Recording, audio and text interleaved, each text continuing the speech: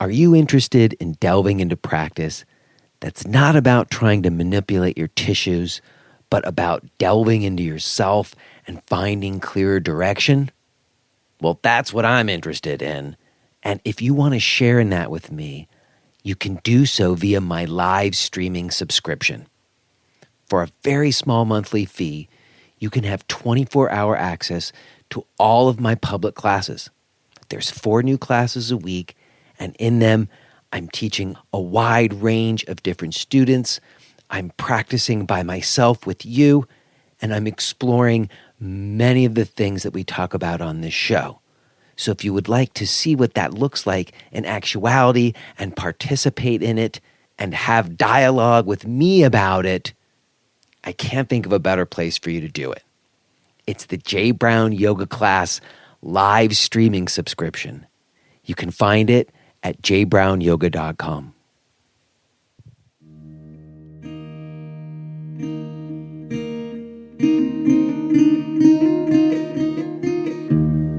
Okay, we're back. That is, of course, if you're a returning listener. If not, well, by all means, welcome to you. This is J. Brown Yoga Talks podcast. My name is J. Brown, and I am grateful that you are choosing to listen. How are you? I hope that this is finding you well. I am beyond excited to share today's talk with Gina Price with you. I have been throwing this word sociocracy around for months, and today I believe you will get to hear why. Before we get to that, though, I want to mention that next week I have to come clean with my regular listeners on something. Maybe you remember a little while back I made this financial disclosure and I told you how much money I made in 2018. And then that week I also published this blog post called Truth and Yoga in Spreadsheets that was all about how we need to be honest about our numbers. Well, you know what? Since then, I actually finished my taxes and went through all the numbers with a fine-tooth comb and stuff. And you know what? I wasn't honest. I was not honest with you. I inflated the number because I wanted to feel more successful. And that's the problem. So I don't really want to get fully into it today because I don't want to distract from the very important conversation and information that Gina is going to provide us today. But I just wanted to mention it, that next week, if you're somebody who emailed me about that or you were interested by that disclosure, I am going to come clean next week and I'm going to tell you the actual number. And not only that, I'm going to lay some context for it. I think there was much more to the picture that I didn't disclose that I really think needs to be. So for whatever that's worth, further financial disclosures will be made next week. Now, before we get to what's on the table today, I want to speak to any women out there who are either living in Wyoming, would like to go to Wyoming, or maybe you just need to get away and take care of yourself for a weekend. If so, I want to suggest that you register for the Sound of Healing Women's Retreat with Kate Baum and Dawn Sapron. It's an all-inclusive weekend that's happening at the Ranch at Ucross in Claremont, Wyoming on May 3rd through 5th. And it includes journaling and lyric writing and music mentoring with singer, songwriter, and storyteller Kate Baum. And then also gentle movement, breath, and mantra with psychotherapist and therapeutic yoga teacher Dawn Sapron. Dawn is someone I know personally. We've practiced together. I've had a chance to get to know her over the last few years, and I know her to be someone who not only has a lot of experience dealing with trauma, but just has a deep understanding of yoga and healing. And I just know that you will not regret having a weekend with her and Kate for some yoga and some music and some transformation. Go check it out. You can register at claypotyoga.com/retreat. That's claypotyoga.com/retreat. Also, let me touch base again with any of you who are running studios. I know you're out there, and I know you're still using MindBody Online, and I know that sometimes you're pulling your hair out because of that. And maybe you have already heard me talk about KarmaSoft, and you thought about it, but it's kind of a pain in the butt to think about transferring over all your operations from one system to another. Well, listen, you got to do it. You got to check out KarmaSoft. Not only can they make that transition easy for you, but they're going to make managing your studio, doing all the class scheduling and doing the accounting and doing the payroll, all of that's going to be made far easier and more efficient by using KarmaSoft. It's the software that I used at my yoga center in Brooklyn. The owner of KarmaSoft, Rudy Senecal, he's been on the podcast before. Go listen to the episode, hear all about the company and the kind of service that they provide. It is by far the best thing that you could do for your studio.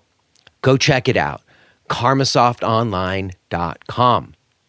Okay, so today's talk with Gina Price is a little bit unusual. It's one of the, I think, handful of people who've been on the show who's not a yoga teacher. And I'd never met Gina before. I had only had some conversations with some friends of mine in Australia about Sociocracy, and they referred me to her. I spend like a few minutes right at the beginning kind of setting some context for Gina as to how this came about. So I won't say that again here. You guys will get to hear it.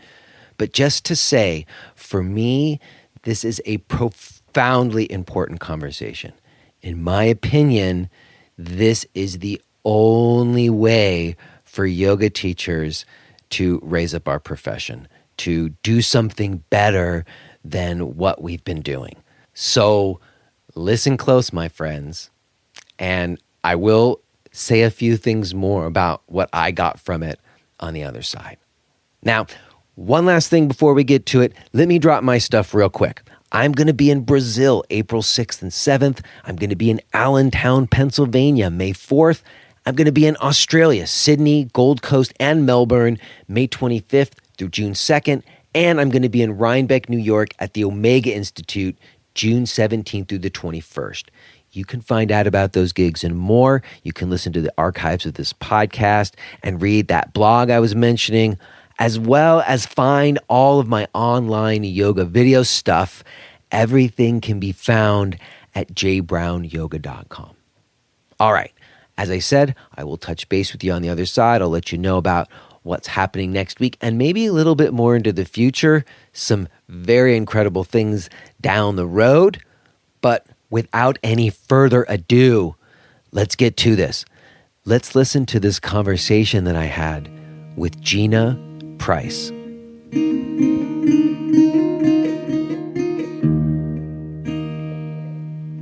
Hello. Hello. My apologies for being a bit late on. I had Skype problems. The technology always is challenging. Yes, sometimes, although that we are able to talk to each other from opposite ends of the planet is still quite an amazing thing. Absolutely. Absolutely. Well, your day's just getting starting and mine's just winding down. How's it going so far for you today? Well, it's a lovely day. We've got a nice offshore wind and it's going to be nice and warm, around 37 degrees Celsius. So that's, in the 90s. And you guys? So, yeah, I'll probably take a dip at the ocean before the day is done. It's more like 35 degrees Fahrenheit here. So it's... I am literally on opposite spectrum than you with the weather as well. Crazy. Yeah. Well, Gina, thank you so much for giving me some of your time. And I think it's kind of good that it took this long for us to actually do it, that there was this time in between. Because when I first reached out to you, it was right after I had been in Australia. I was there like couple months ago, 2-3 months ago. And, I was in the midst of something while I was there where I had written this piece about the Yoga Alliance. I don't know if you're familiar with the yoga world at all, but the Yoga Alliance is sort of like I don't know, I don't want to use the word, but I guess I have to, the kind of premier trade organization for yoga teachers, at least in North America, but also in other parts of the world. And, in the past, I was very much a critic of the organization. Its earlier iterations, I really had like a philosophical problem with and was like opposed to. And then they hired a new CEO who actually reached out to me personally and completely won me over. And I kind of like gave the organization a chance. And then he left, and then nothing happened. And then they hired another person to come in about a year or so ago, year and a half or so now, to do a bunch of reform. And he initiated all kinds of things. He got everybody excited. And then he too just left after a year. And then I wrote this piece that was basically, because I heard in some interviews that they had put out where I felt like some of the new leadership had made comments that made me think they were moving in a direction to become more of a regulatory body. And I wrote a very critical article and got a lot of people mad at me. And so I was in the midst of that when I went to Australia, and I was staying with Mark from Key Yoga and his lovely wife, Nikki, who I had some wonderful conversations with. And they mentioned to me that they were moving into this like eco-village situation, and that it was being governed by the principles of sociocracy. And she started, and I said, "What's that?" And she started explaining to me some things about it, and my mind was just kind of blowing wide open about it. And so, when I got back home, I did like a little bit of reading up on it, and I've been sort of trying to mention it and talk about it. And when I do, I'm saying something about how, well, it's a way of organizing people where it's not so top down, but more horizontal. And I love the way it sounds, but I don't know if I know what it really means. Yeah. And so I'm told that you're the person to talk to about this. And so that was a long-winded sort of introduction to tell you why I'm so happy to speak with you. Well, that's great to hear that background. And let me just, shall we just launch in? Well, let's launch in for sure. And I guess the place to start is, what is sociocracy? Because I've mentioned to a lot of people and people have not heard of it. So maybe we could just start with that most basic thing. Yeah. So sociocracy is a governance system, which means it's a whole system which helps us make decisions and organise ourselves to do work. And it's an egalitarian governance system, which means everyone has equal voice and has some responsibility, and it has equal opportunity to contribute, is the way I like to phrase it. And it's a system that's optimised for effectiveness, and it does this through decentralising authority, spreading the authority throughout the organisation into small teams, and teams that are linked together so that there is good communication and representation through the organisation, and is based on transparency and allows all voices to be heard. And it's based on the principle of the decisions are made by the people who meet face to face. So that's what the word sociocracy means. Whereas democracy is ruled by the majority, sociocracy is ruled by the people who meet face to face and meet as companions or colleagues on a level playing field. So that's... I love that. I love the way that sounds. Now, where does it come from? Who invented sociocracy? Yeah, well, the word came out of the late 1800s with the science of sociology, looking at the science of studying people and groups of people. But it was really developed following that by a Dutch Quaker whose name was Kees Booker, who after the Second World War, he was an educator. He started a school where he was the school for a lot of Jewish people fleeing Germany, and he called it the Workplace Community School. And he posed the question in that school, is it possible for the art of living together, understood as obeying the rule we had all agreed upon, would it be simple enough to be learnt by children?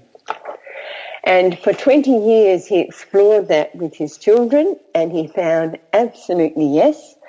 And the school became quite famous in the Netherlands. The Dutch princesses were attended. And there was also one of the students at the school became an engineer and took over his parents' failing engineering company. And his name was Gerard Endenburg. And he had been educated at the school in this model of having a say. So he posed the question, could that model be used in a business to run a successful business? So he experimented with that in the electrical business for over 40 years. The business is still running today. And he also blended that. He was a brilliant engineer, and he was also connected with the new discoveries in engineering and systems theory in about the 1950s. Alan Turing, you might have seen the film The Beautiful Mind, I think it's called, yes. And Prigogine, who really started bringing together the mechanics and thermodynamics, the sort of physics of how systems work, and applying it to social systems. And it was through that kind of study that what emerged from that is both the management of systems, as in organizations and businesses, and also computers came out of that. And in fact, Prigogine won the Nobel Prize in 1977 in chemistry for looking at how organizations can actually self-organize. And this was a concept which they defined as order arising out of chaos. And they found, interestingly, that the phenomenon is the same whether you're looking at a natural systems of moisture particles trying to form a cloud, or slime mold in a petri dish, or people trying to do something. The same principles apply, of forming order from chaos. Mm-hmm. Now, when I do you was, want me to take a breath, or do you want me to go no, on? Take a breath, and let me just throw in another kind of just mundane question of sorts, which is when I was looking around at it, I kept coming up against this word dynamic governance. And if I'm not mistaken, that is the same thing. It's just like in America, they sometimes call it dynamic governance. Is that right? That's absolutely right. It's because in America, I think as you put it, has this irrational dysfunction around socialism. And, I guess or anything with the word socio in there. And I think it came from a fear over the last century that socialism would compromise capitalism. And, I think that there is truth in that fear.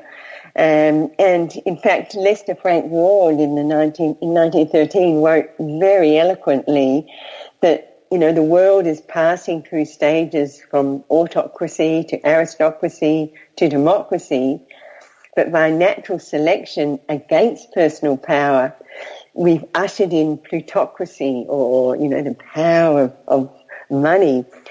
And he says this thrives well in connection with a weak democracy. Mm-hmm. And I think, 100 years after he wrote that, that's what we are seeing. And so we need a stronger form of democracy, which is really what sociocracy offers. Well, I appreciate that a lot. And I think you're right. And I wrote that too because it just seemed to me that it's bizarre the way that it is, like in America, that like you say socialist and everybody freaks out. And it's like, oh, we have socialism here, everybody. It's not like we don't already have a mix of socialism and capitalism in this country. So dynamic governance is really just kind of a rebrand, which is fine. Yeah. But I'll tell you what, the good news is it was rebrand for a while and some people still use it. But it's now shifting back to sociocracy. And, in Australia, we can use sociocracy. In the Netherlands, where it originated, sociocracy is fine. But the movement that's sort of building momentum in the US is now going back to using the word sociocracy. And I think that's a great sign. Well, it's the first time in my adult life I've ever seen politicians like proudly call themselves democratic socialists. That's never happened before. So there does seem to be a little bit of a more people being more accepting of that. I think because it's just like you said earlier, it's gotten so bad, the imbalance, the inequality of it, the injustice of it, that it's sort of impossible to not recognize for a lot of people, you've got a pretty good bad guy to demonstrate that point. Gosh, it's like if you wanted to see the most blatant example, there you go. And for me, absolutely. For me, it's even deeper. I don't want to go too deep down a rabbit hole, but even just watching the media, like I've really switched to alternative media sources because you can really see the blatant manipulation of the narratives. And if you look deep into who's paying for what and who's at the top of that ladder that's calling the shots, that's why I have interest in this, because it's like, oh gosh, we're going to have to find other ways. It's true, but you know what? I mean, I've just recently reread Nestor Frank Ward's article written in 1913, and it's lovely to read something 100 years ago that so speaks to where we are now. But getting back to, true government by society, that's the ideal of democracy, but it has failed. It needs to be notched up to another level of sophistication, and because at the end of the day, what Frank Ward claimed is that all important questions all citizens agree on. And I think in our world today, it's true. We actually all want a healthy planet, a good future for children and things. And yet it's just this lack of the governance tools to move us together on what we all want, which is what we need to build. Is what's missing. And I think that's true. I think if you can get the distractions out of the way and down to basic questions, I think you're right. I believe in some universal truths sometimes, but I don't know. The cynical part of me would say not always so much, based on like the approval rating of the guy at the top in my country right now. It's like, how's that possible? So I sometimes don't have faith in what you just said, I guess. Well, actually, in fact, the early sociologists were saying once you start bringing good, rigorous science into sociology, that can change things. And I just heard a wonderful report in the last week of a scientific study of the views of Americans across all states and looking at how many are concerned with climate change and things. And there's a good representation across all political boundaries. And they're doing this with very high resolution sociological studies now. And they're doing it so that people in charge can get in touch with what their electorates are actually saying. Mm-hmm. And I think science is moving in the direction of helping get that connection and bringing everyone back into reality a bit. Oh, gosh, I really hope that what you just said is true. And I have no reason to doubt it. And I do have actually a lot of faith in humanity in general. But I guess to get back to where you were before I took us down that other little loop. So now what is this making order out of chaos really look like? Like, how do you do it? Well, thank you for bringing us back to that point, because what these scientists, Nobel laureate scientists looking in chemistry and physics discovered is an amazing truth. There are two principles required to bring order from chaos. One is all the elements in the system must be equal. In other words, there must be no one element controlling another element. In fact, a system in which any components control each other will tend towards chaos. Isn't that interesting? That's what the science says. And this is what I think we're realizing in our management systems of control and command.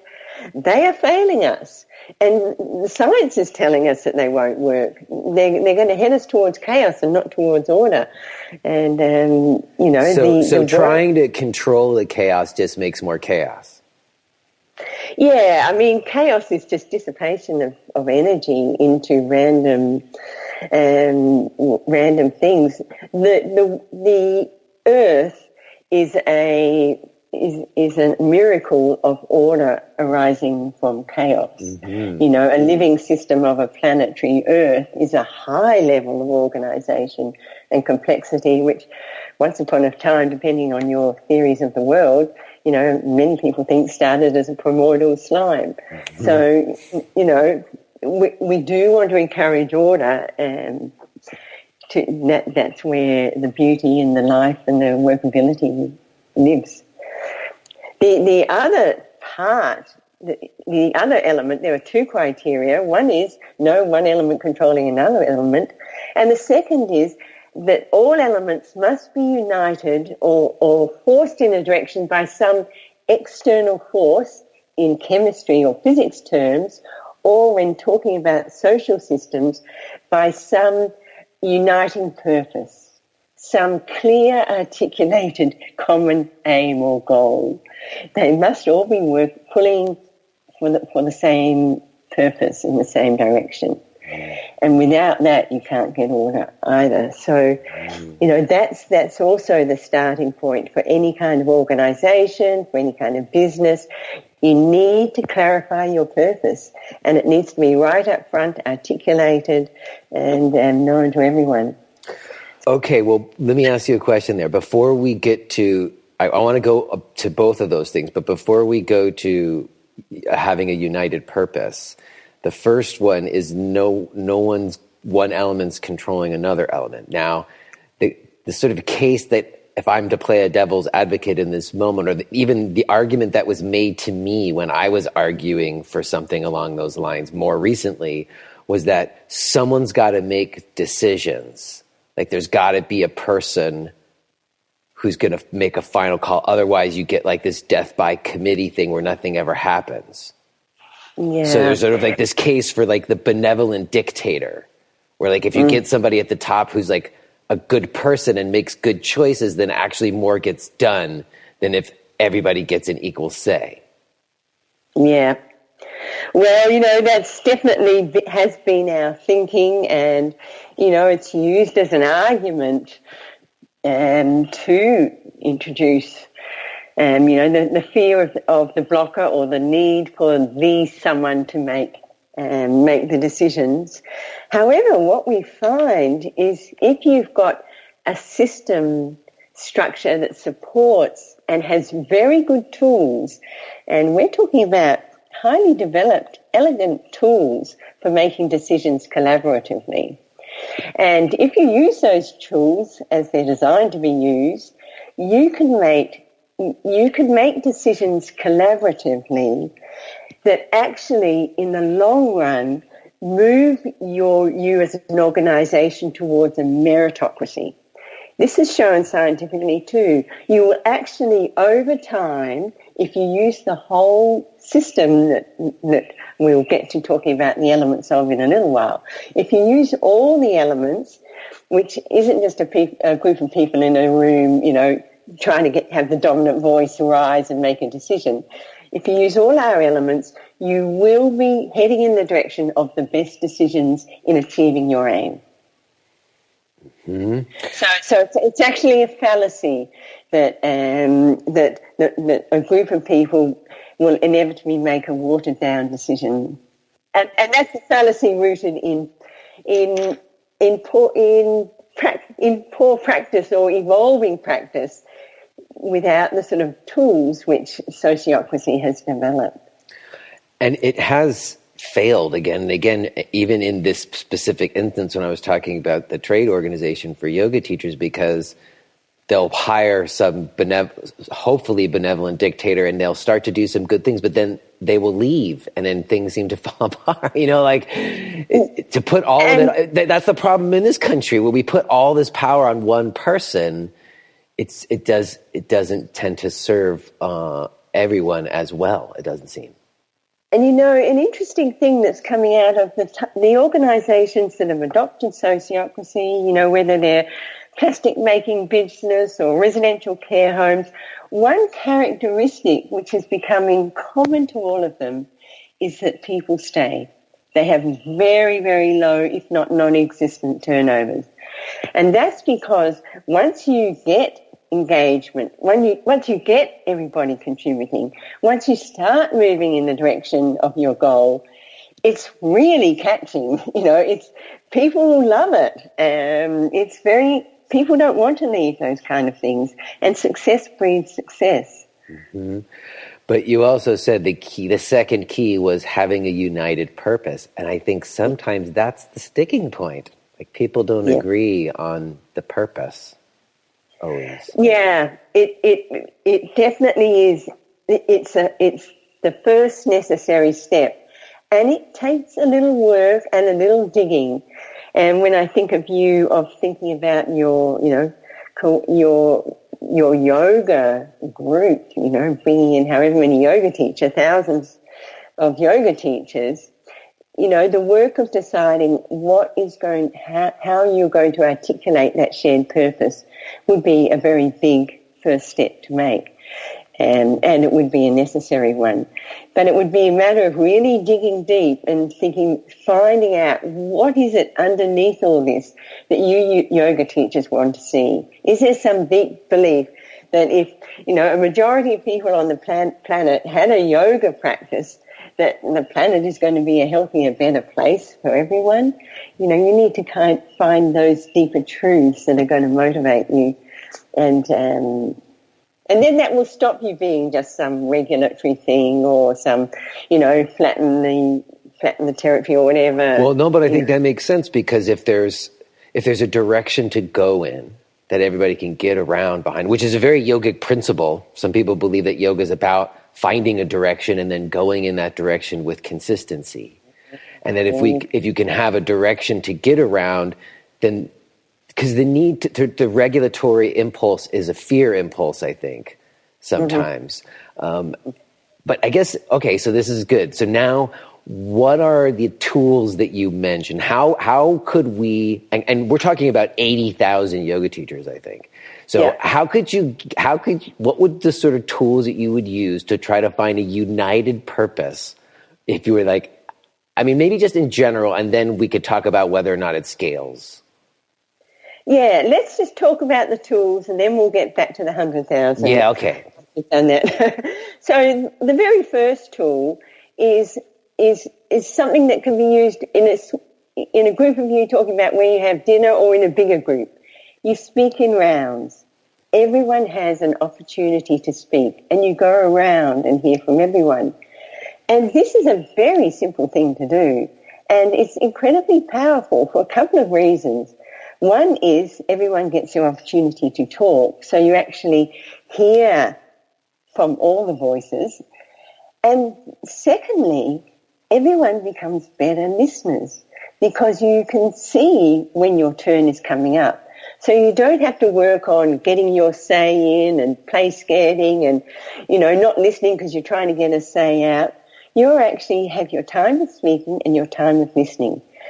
And that single thing of doing a round, is, if you find yourself in a group of people, where there's dominating voices and everyone's just jumping in and cross-talking, you say, hey, wait a minute, can we just try hearing from everybody one at a time?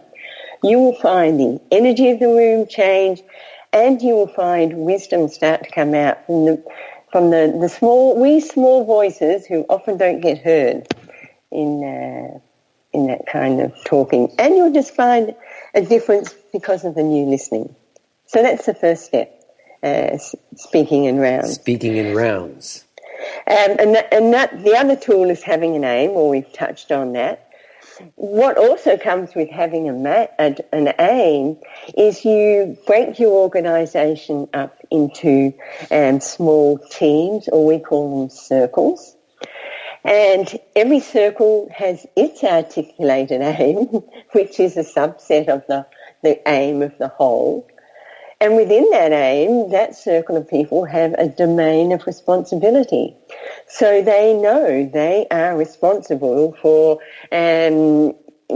whatever it is, keeping track of the membership of your organisation, or putting out newsletters, or whatever it is. They've got a domain of responsibility. And within that domain, they have autonomy. That is their job. And they have the ownership over that job. So having clear aims and domains of responsibility. Wait, I'm sorry to stop you, but wait, how do you decide what the circles are? Well, that takes a bit of design. Initially, it starts with a group of you deciding, well, what are the areas that we do things in? What needs to be done?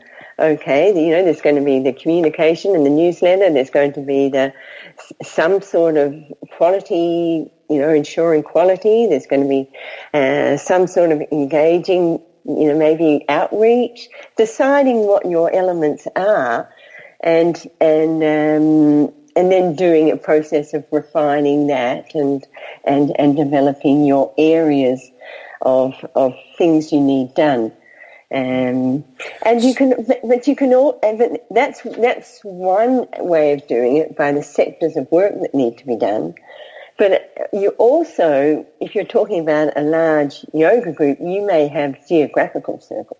Mm-hmm. So you may be split out into geographical regions, and regional, and so for when you get into tens of thousands of people, it's likely that you're going to have some sort of separation by geography as well. But okay, so I guess I get that. So if let's say I'm in a smaller group, not 100,000, but let's say it's even 50 people, right? And we're in a room together, and we're gonna speak in rounds. I guess how does it, one person gets to speak? They say, "I think we need to do this," or doesn't someone have to say, "Okay, this is what needs to get done. Who's going to do it?" Or I don't know, who does somebody assume the role of that, facilitator role? Yes. You're moving me to exactly the next tool. Good. Is that you have a meeting structure, and you have a facilitator to run that meeting, and that is an elected role, and that is something that people within your organisation start to build skills in, and it's often rotated. And yes, that's a role, the facilitator role, and that role is to run your meeting. And this is, we separate out, we have a concept of talking about our policy meetings. And we run meetings a certain way when we're developing policies, which is going to be, policies are those big overarching decisions that are going to guide us in our organisation. So when you make those decisions, that's when you want to have everyone's voice included, you want to do rounds, you want the meeting to be facilitated. When you're just getting stuff done every day, okay, getting today, what do we need to do today? That you just do the work based on the guiding principles that were decided in your policy meeting. And so there's a separation of deciding when you're just doing work and making day-to-day decisions, one-off decisions. There's a lot of freedom to just do that without consulting lots of people, and that's where you get a lot of efficiency. But when you are making policy, that's when you want to hear the wisdom of everyone. You have a set meeting structure, you have a facilitator, and people can bring along proposals. This is ideas of policies of how to guide the work in a certain area. And then that proposal is presented to the meeting, and then we have a decision-making process of how to process that proposal.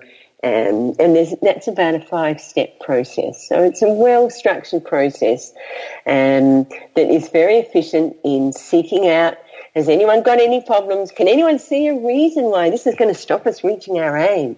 That's really the critical overarching question.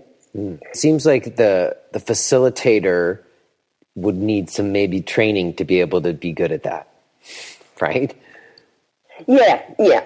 Training is excellent for facilitators, training and practice, and really we encourage training, whether it's external training or training as you learn on the job, and there's different ways of training. But yes, you do. Training is really essential because it's really like playing a game. If you sit down and play a game and half of you know the rules and the other half don't, is that going to be a good game? Is that going to be a fair game? Well, it's the same when you're using well-designed decision-making process. Unless everyone knows the rules, then it's not going to work well, and it's not going to bring that equality that we're wanting and that equivalence of every member. So training and everyone understanding and being tooled up is essential. And Nikki was saying to me that it isn't even just that the facilitator had training, but that she was learning how to interact with people and do this, like that there's an education for everybody who's going to be involved in it as well.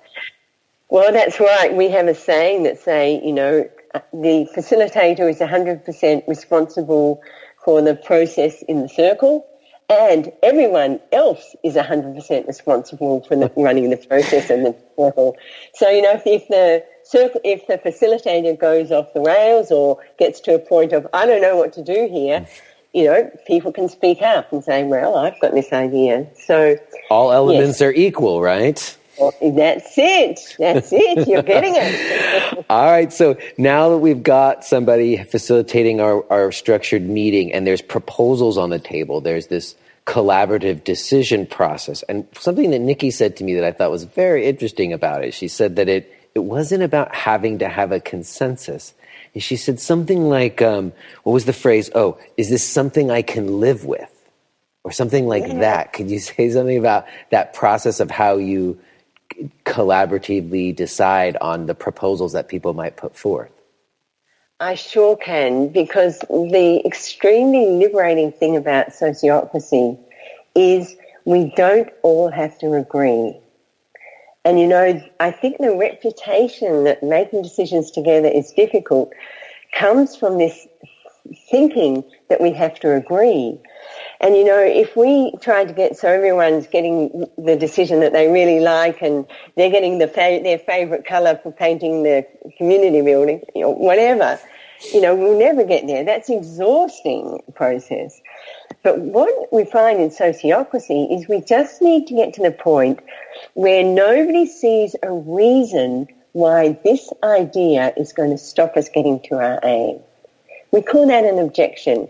And for everyone else, and if there's no objections, if there's not an arguable reason why this is going to take us off track, this is going to stop us really uniting as a yoga group on our principles.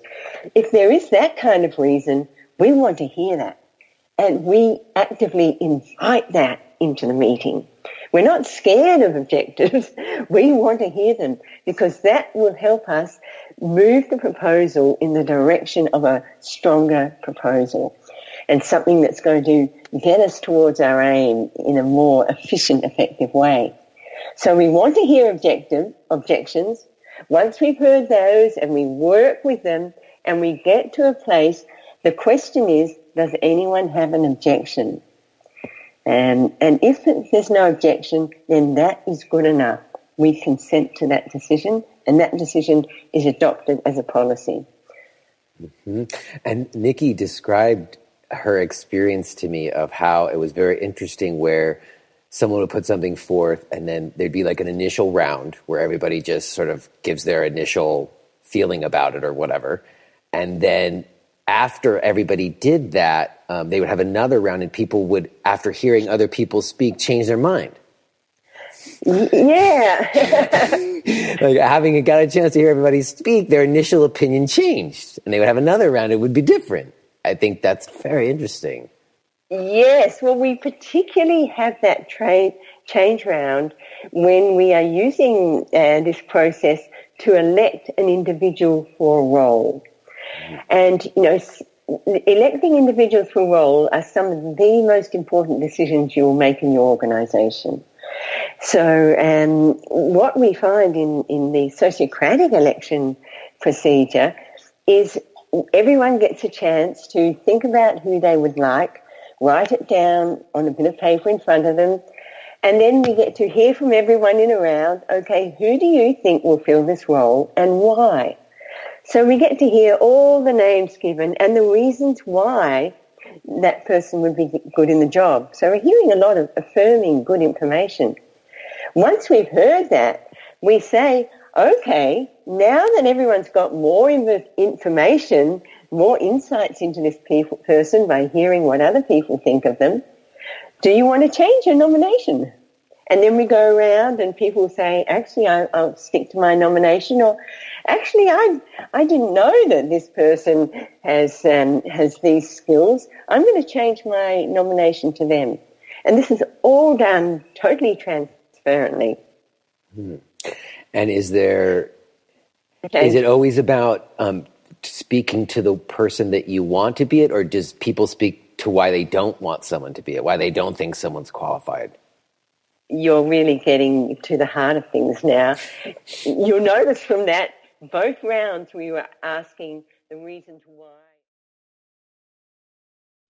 If you are hearing this message, then you're listening to the free version of J. Brown Yoga Talks. To hear the rest of our conversation, please subscribe to Podcast Premium at jbrownyoga.com/premium.